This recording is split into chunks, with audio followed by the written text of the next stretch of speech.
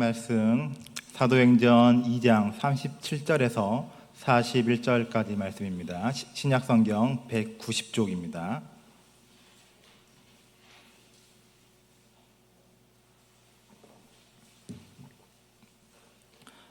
사도행전 2장 37절에서 41절까지의 말씀 한 절씩 교독하시고 마지막 절 합독하겠습니다.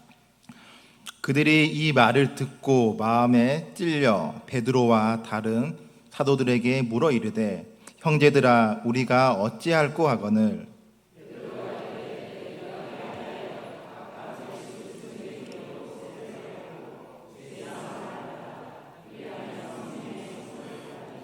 이 약속은 너희와 너희 자녀와 모든 먼데 사람 곧 주 우리 하나님이 얼마든지 부르시는 자들에게 하신 것이라 하고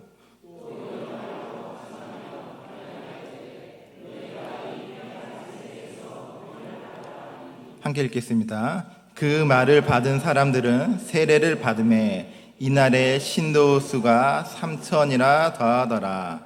아멘. 1구역 가족분들 나오셔서 하나님께 특송 올려드리겠습니다.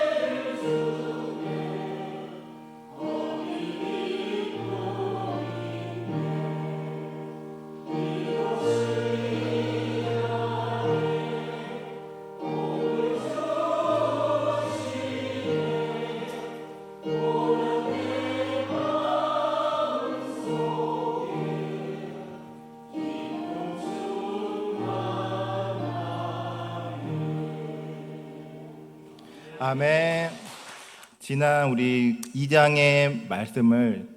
2장의 도입의 말씀을 잠시 살펴보면은 성령의 그 많은 충만함을 받은 제자들이 새로운 사람으로 다시 태어났고 그로 인하여서 성령의 첫 번째 은사는 말의 언어, 그 말씀을 함으로써 선포할 수 있는 은혜였고 그러한 선포를 통하여서 베드로를 통해서 성령의 첫 번째 열매가 이들에게 나타났습니다. 이러한 성령을 받은 제자들의 모습을 보고 예루살렘에 모여 있었던 많은 그러한 사람들의 반응이 여러 가지 모습으로 나타나고 있었는데요. 성령을 받은 제자들을 보고 군중들의 반응을 이렇게 우리가 하나씩 살펴보자면은 크게 두 가지의 모습으로 우리가 볼 수가 있습니다. 첫 번째, 성령 받은 사람들의 모습을 보고 일어난 반응은 그 사람들을 보고 신기하게 여기는 사람들의 반응이 있었고요. 두 번째 군중들의 반응은 성령 받은 그 사람들의 모습을 보고 술 취했다고 조롱하는 이러한 사람들로 나누어 볼 수가 있는데요.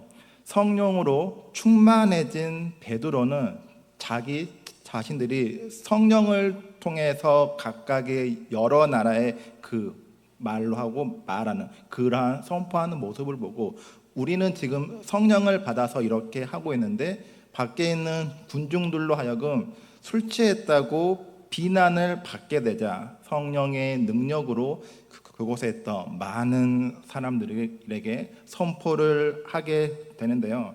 베드로가 이렇게 오순절날 성령을 받고 했던 그 설교의 내용을 잠시 그 말씀을 통해서 살펴보면은 때가 이제 하나님의 때가 가까이 왔으니 하나님의 나라가 가까이 왔다는 것이고, 이렇다는 것은 예수님의 사역과 죽으심과 그리고 예수님의 부활을 통해서 하나님의 때가 이루어졌음을 선포한다는 말씀이었습니다.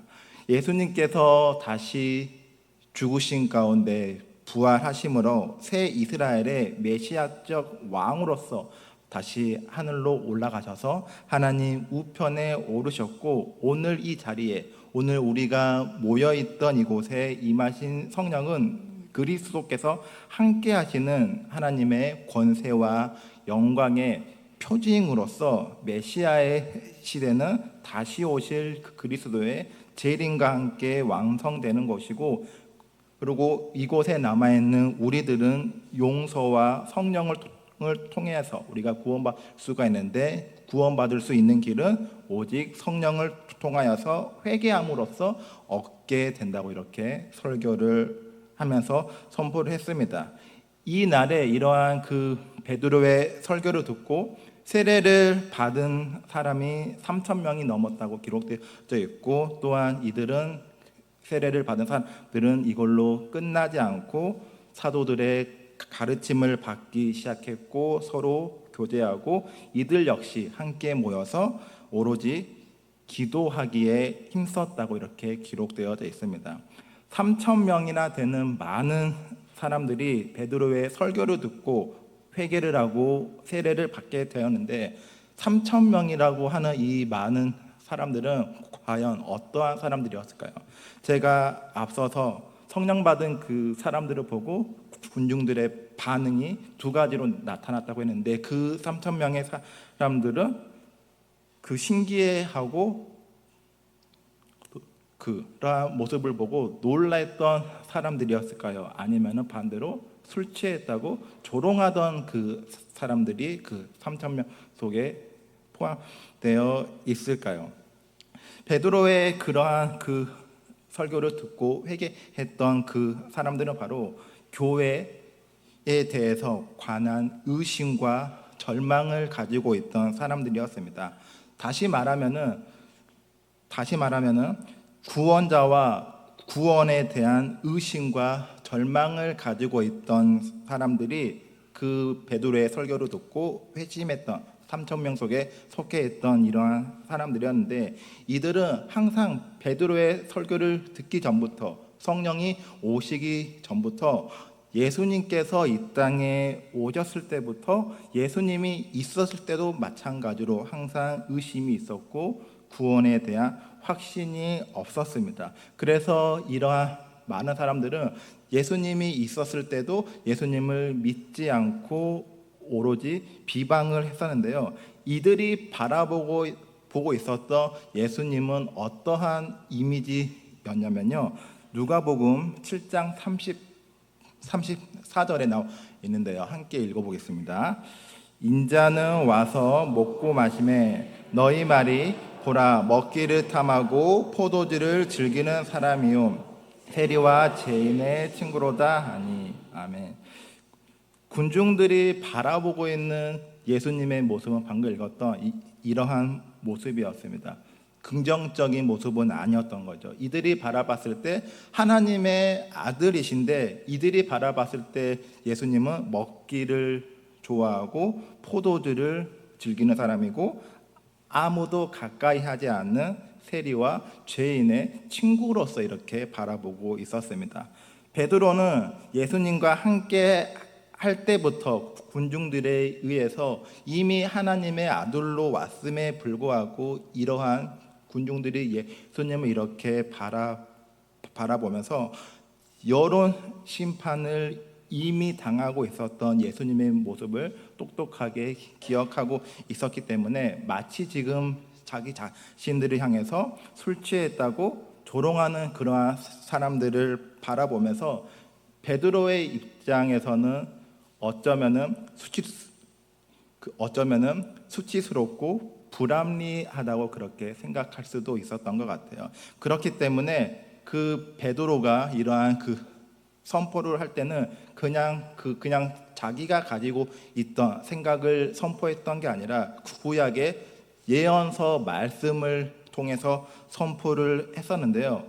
요엘서 2장 28절에서 32절의 말씀을 이렇게 이야기를 하면서 지금 우리가 성령을 받은 것은 하나님의 성취임을 분명히 알 수 있었기 때문에 이 말씀을 통하여서 선포를 했습니다.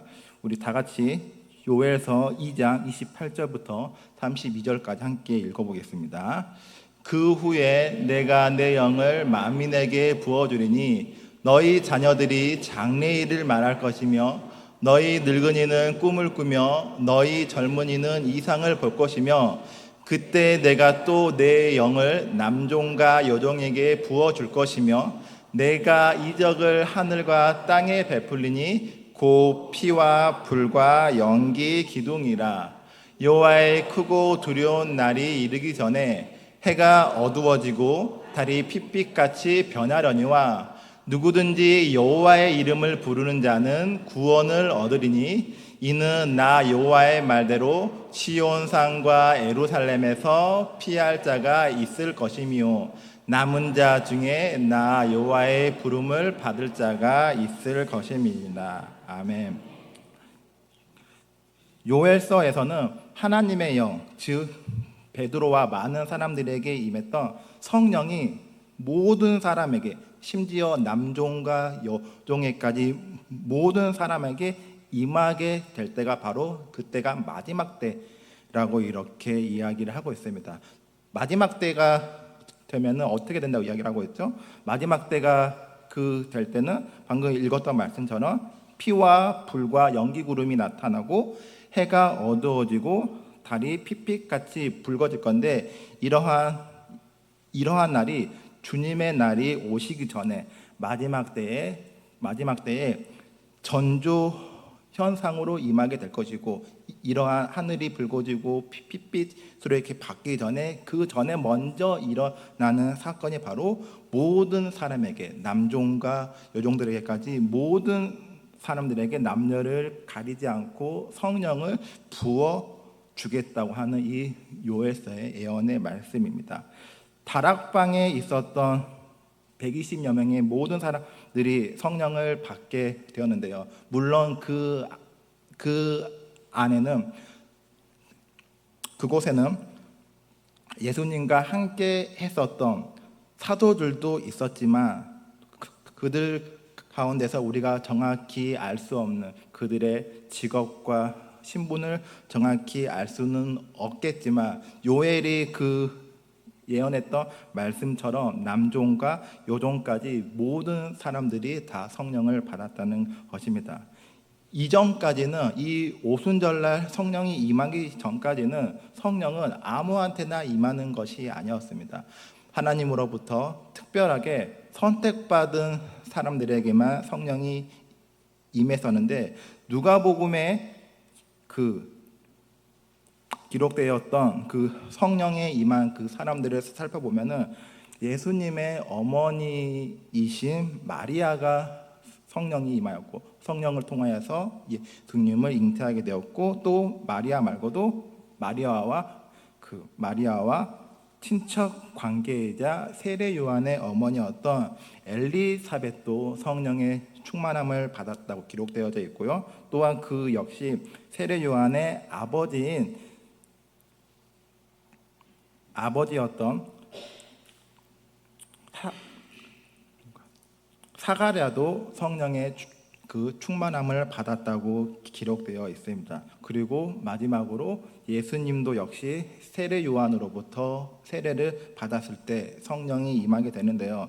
이렇게 이전까지는 아무한테나 성령이 임하는 게 아니라 하나님께서 택하신 특별한 사람, 소수의 사람들에게 임하였던 성령이 이제는 모든 사람들에게 허락되었다는 것이고, 또한 성령이 모든 사람에게, 그곳에 있었던 사람들과 지금 이 자리에 앉아 있는 저와 여러분들을 포함해서 모든 사람들에게 성령이 임했다는 것은 요엘서의 예언처럼 지금이 마지막 때라고 이야기를 하고 있습니다. 예루살렘의 이곳에 있었던 많은 사람들은 교회에 관한 구원에 관해서 의심도 있었고 믿지 않았으며 절망 가운데 살아가는 사람들이었습니다. 하지만 이들도 역시 똑같이 이들도 함께 예루살렘에 있으면서 유대인이었기 때문에 요엘서의 말씀을 이들도 이미 알고 있었습니다. 이들도 이 말씀을 알고 있었기 때문에 베드로가 설교를 할 때 그 요엘서의 말씀을 인용하면서 설교를 했었는데요. 하지만 이들은 그 말씀을 알고도 있었지만 그 미를 믿지 않았고 기억하지도 않았고, 베드로가 설교를 했을 때도 3천 명의 사람들은 그 말씀을 듣고 회개하고 돌아왔지만 또 그와는 반대로 돌아오지 않던 사람들도 많이 존재를 했습니다. 성령이 이렇게 모든 사람에게 임했다는 것은 하나님께서 이스라엘의 그 민족의 아버지라고 할 수 있는 아브라함에게 하신 그 약속의 성취가 이루어진 것으로 볼 수가 있는데요. 하나님께서 아브라함을 택하여서 그 아브라함에게 모든 민족이 너로 인하여서 복을 받게 될 것이라고 이렇게 약속을 했는데, 그 아브라함 시대 때 아브라함에게 했던 그 약속의 성취가 예수님의 시대를 넘어서, 그리고 예수님의 시대를 넘어가고 사도들의 시대를 넘어서 계속해서 오늘까지도 현재 진행형으로 이루어지고 있습니다. 구약의 그 말씀을 통하여서 그 하나님의 약속하심은 여러 가지가 있었는데, 예수님의 태어나심과 또 예수님이 성령을 받고 메시아적 소망을 확증하는 것과 예수님의 고난과 죽으심과 이러한 것들이 모두 다 구약의 말씀에 기록되어 있었고, 기록된 대로 그대로 다 성취가 된 것이고, 예수님은 이러한 모든 말씀들이 다 자기 자신을 두고 하신 말씀이라고 또 이렇게 말씀했고, 이 말씀 또한 모든 것이 다 이루어져야 한다고 이야기를 했습니다. 하지만 예수님과 제자들이 함께 했을 때 예수님께서 이러한 말씀을 했음에도 불구하고 제자들은 이 말씀이 무슨 이야기인지 알 수가 없었기 때문에 부활하신 예수님께서는 제자들과 함께 있으면서 이들의 마음을 열어주면서 지금까지 구약에 있었던 그러한 많은 예언의 말씀이 나에 관한 말씀이고 이것이 곧 이루어지겠다고 이러한 하신 말씀들을 제자들의 그 마음을 열어서 깨달을 수 있도록 하셨던 것입니다. 그래서 이제 그 말씀이 이제 곧 성취가 될 것이고, 그러한 성취가 된 다음에 너희들은 이 말씀에 대해서 증인이 되어서 모든 민족들에게 선포해야 한다고 하늘로 승천하시기 이전에 제자들과 함께 있으면서 이러한 말씀을 하셨는데요. 그렇다면 이러한 하나님의 약속의 성취가 이루어졌는데, 예언자들의 메시지는 누구들한테 향한 메시지였을까요? 사도행전 2장 39절 말씀을 함께 읽어보겠습니다. 시작. 이 약속은 너희와 너희 자녀와 모든 먼데 사람 곧 주 우리 하나님이 얼마든지 부르는 자들에게 하신 것이라 하고. 아멘. 하나님의 이 약속의 성취는 예언서에 있었던 그 수많은 메시지들이 오늘 39절에서 이야기하고 있는 것처럼 이 약속은 우리들뿐만 아니라 우리와 우리의 다음 세대들과 그리고 이곳에 있는 사람들뿐만 아니라 유대를 넘어서 예루살렘을 넘어서 사마리아 모든 민족의 열방에 있는 모든 사람들에게 향한 메시지라고 이렇게 이야기를 하고 있습니다. 그렇기 때문에 베드로가 했던 이러한 그 하나님의 예언의 메시지는 지금 이곳에 앉아 있는 유대인들뿐만 아니라 모든 민족들에게 다 선포되어지는 말씀이라는 것입니다. 그렇다면 이러한 베드로의 오순절 설교를 듣고 복음의 선포를 듣고 약속의 성취를 이전까지는 베드로의 설교를 듣기 전까지는 몰랐다고 할지라도 이제는 그 설교를 듣고 선포를 듣고 알게 됐으니까 그러면 믿지 않았던 사람들이, 조롱하던 사람들이나 놀라면서 신기해했던 그러한 많은 사람들의, 그러한 분들의 반응이 또 나타나고 있는데요.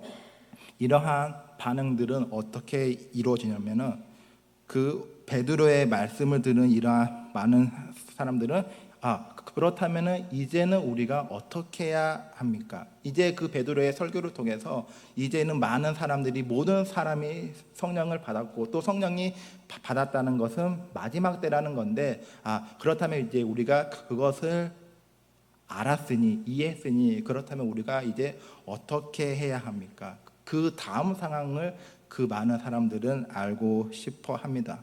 이렇게 복음의 그 선포는 성령이 임하기 전까지는 이러한 분위기가 아니었지만, 그 전에도 얼마든지 예수님이 있었을 때도 하나님 나라를 선포하고 이렇게 하나님 나라에 관한 이야기를 했지만 예수님이 이야기를 할 때뿐이었지 결국 많은 사람들은 하나님께로 돌아오지 않았고 결국 예수님을 십자가에 못 박히게까지 했는데요. 성령이 임한 그 지금 이 시점에는 베드로의 설교를 듣고 이제 우리가 어떻게 해야 되지? 우리가 그냥 말씀을 들었으니까 마지막 때라고 하니까 우리가 이제 뭔가를 하기는 해야 되는데 이들은 뭘 어떻게 해야 될지 몰랐습니다. 그래서 이제 베드로를 통하여서 또한 사도들을 통하여서 회개를 통하고 세례를 받고 회개를 하고 또 성령이 이들에게도 임하게 되었는데요. 성령이 다락방에 있었던 120여 명의 사람들에게 임하였지만 성령은 또한 이들한테만 임하였던 것이 아니고 또 이들한테만 이루어지는 전유물도 아니었습니다. 하나님의 그 말씀 가운데 부르심에 응답하고 또 그 말씀 가운데 나올 수 있는 모든 사람들에게 임하는 것이 바로 성령이었고, 이러한 그 메시지를 듣고 복음의 메시지를 듣고 회개하며 돌아오는 모든 사람에게 성령에 임한다는 것도 역시 이들에게 있어서는 복음과 같은 소식으로 다가왔습니다. 성령이 임하고 나서 맨 처음 보여준 은사가 말 언어의 은사였고 또 가장 첫 열매가 선포하는 말씀의 열매라고 이야기를 했었는데요.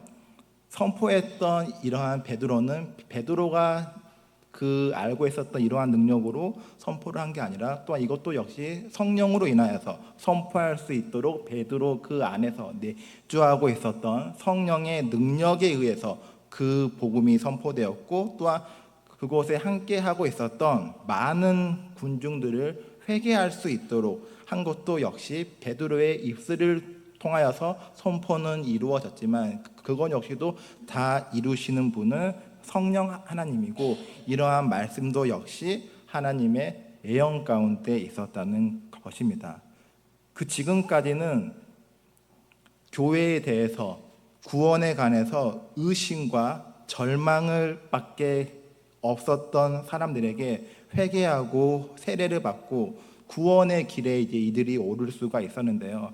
이들이 구원의 길에 오를 수 있게 한 말씀은 베드로의 입술을 통하여서 선포된 것은 맞지만, 하지만 이 말씀은 이미 그 전부터, 예수님이 오기 전부터, 구약 시대부터 이미 있었던 말씀이고, 베드로는 단지 성령을 통해서 이미 있었던 사실을 백성들에게, 군중들에게 그냥 알려준 것 뿐이라는 것입니다. 이전에 있었던 것이란 것은 그리스도이신 예수님 안에서 세상에 베푸신 능력이라고 할 수가 있는데요. 예수님께서 베푸신 능력도 역시 모든 사람들에게 열려 있었지만, 예수님께서 있을 때는 많은 사람들이 예수님을 찾지 않았던 것입니다. 그래서 이제 베드로가 성령을 말씀을 한 다음에 구원을 받으라라고 이렇게 선포를 합니다. 구원을 받으라고 하는 이 말씀은 너희들이 예수 그리스도를 통하여서 구원하라가 아니고 너희들이 그리스도를 통하여서 구원받게 하라는 이러한 말씀입니다. 구원하라와 구원받게 하라는 똑같은 말씀처럼 들릴 수는 있지만 똑같은 말씀이 아닌데요. 구원하라는 이 말씀은 우리 사람들의 열정적인 노력으로 인하여서 구원을 받게 되는 것이고, 후자는 구원받게 하라 이 말씀은 우리의 열정이나 노력에 의해서 받는 것이 아니라 이러한 노력을 넘어선 구원이 있다는 것이고, 이것도 역시 부르심과 성령의 일하심에 의해서만 우리가 구원을 받을 수 있게 된다고 이렇게 이야기를 하고 있습니다. 이처럼 성령 하나님의 일하심은 베드로처럼 많은 사람들에게 말씀을 선포하게 할 수 있도록 했던 것이고, 또 많은 사람들이 다시 하나님께로, 예수님께로 회개하며 돌아올 수 있도록 증거했다는 것이고, 또한 이러한 많은 사람들 가운데서 하나님의 구원 사역은 계속해서 이루어지고 있다는 것입니다. 요엘과 같은 예언자에게 하나님께서 감동을 주어서 그렇게 예언의 말씀을 할 수 있게 하신 것처럼 베드로도 역시 성령의 감동으로 인하여서 요엘과 똑같은 상황 속에서 성령의 감동을 받아서 선포할 수 있도록 이렇게 성령님은 일하고 있다는 것입니다. 말씀을 정리하겠습니다. 사도행전 1장 5절에서 보면은 제자들이 성령을 받기 전에 회복의 때가 언제냐고 또 이렇게 그러한 말씀을 하죠. 질문을 할 때가 있었습니다. 하지만 이 말씀을 듣고 예수님도 역시 그것들은 너희가 알 바가 아니라 하나님의 때가 우리는 알 수가 없다 이렇게 이야기를 했는데요. 지금 베드로와 베드로의 설교를 통하여서 예언의 말씀, 약속의 성취가 되는 이러한 복음의 말씀을 듣고 있는 지금 그 3천여 명의 사람들에게 있어서는 회복의 때가 바로 그때부터 일어나고 있다는 것입니다. 그때부터 회복이 이루어지고 시작되고 있다는 것인데요. 예수님이 언제 올지는 우리는 알 수는 없지만 성령 하나님이 지금 이곳에 임하였다는 것은 지금 이 순간에도 역시 마지막 때라는 것이고, 아직 그 마지막 때가 언제까지 이루어질지는 우리는 알 수는 없지만 우리가 마지막 때에 저와 여러분들이 하나님의 부르심을 받았다는 것이고, 또한 그 가운데서 택함을 받았다는 것이고, 이러한 하나님의 부르심과 택함을 받은 가운데 우리들 역시도 입술을 통하여서 베드로처럼 성령의 감동으로 인하여서 메시지를 선포할 수 있고, 또한 우리들 역시 그 3천여 명의 사람들처럼 회복하는 역사가 우리 안에도 일어나기를 바라겠습니다. 우리 다 함께 찬송가 2장 찬송 부르도록 하겠습니다. 지금은 우리 구주 예수 그리스도의 은혜와 하나님 아버지의 그 크신 사랑과 성령님의 내주하심, 동행하심, 그 역사하심이 오늘 말씀을 듣고 늘 주님을 바라보며 성령 충만함으로 복음의 증리되기로 결단하는 사랑하는 교우들 머리 위에, 이들의 가정과 일터와 삶 위에 지금부터 영원토록 함께하옵시기를 간절히 축원하옵나이다. 아멘.